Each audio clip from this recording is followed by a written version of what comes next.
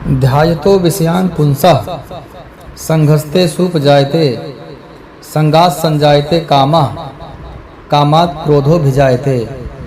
इसका मुख्य अर्थ यही है कि हमको अपना मन भगवान में ही लगाना चाहिए, और जिस प्रकार से हम अपना मन लगाते हैं हमारी भावना और हमारे अंदर जो ऊर्जा का प्रवाह होता है उसकी तरफ बहने लगता है। जैसे हम ध्यान में अगर आज्ञा चक्र पर ध्यान लगाएंगे तो आज्ञा चक्र पर एक छोटा सा पेन जैसा, एक दर्द जैसा होता है, वैसे ही ध्यान हम कहीं भी शरीर के अंग में लगाएं तो वहाँ पर एक दर्द होता है।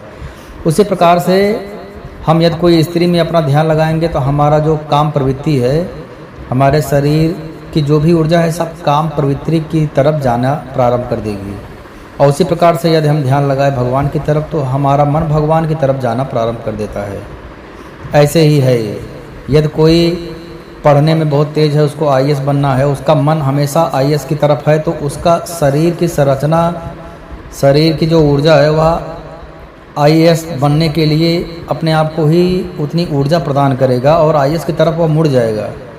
और उतना यदि वह ईमानदारी से कार्य, इसीलिए बोला जाता है कि कार्य को ईमानदारी से करना चाहिए।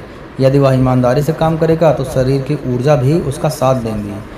इसीलिए ध्यायतो विषयान् पुंसः, अगर हम विषयों की तरफ जिस प्रकार से ध्यान करेंगे और उसी प्रकार के हमको लोग मिलेंगे और हमारी कामना बढ़ेगी। यदि कामना की पूर्ति नहीं होती है तब कामात् क्रोधो भिजायते, उसके बाद क्रोध उत्पन्न होता है, और क्रोध में हम कुछ भी हानि लाभ कल्याण है, क्रियाकारी है कि हमारे लिए बहुत घातक है, कुछ भी सोचे बिना हम क्रोध में कुछ अविवेकी निर्णय ले लेते हैं और बाद में उसका हमको भोगना पड़ता है।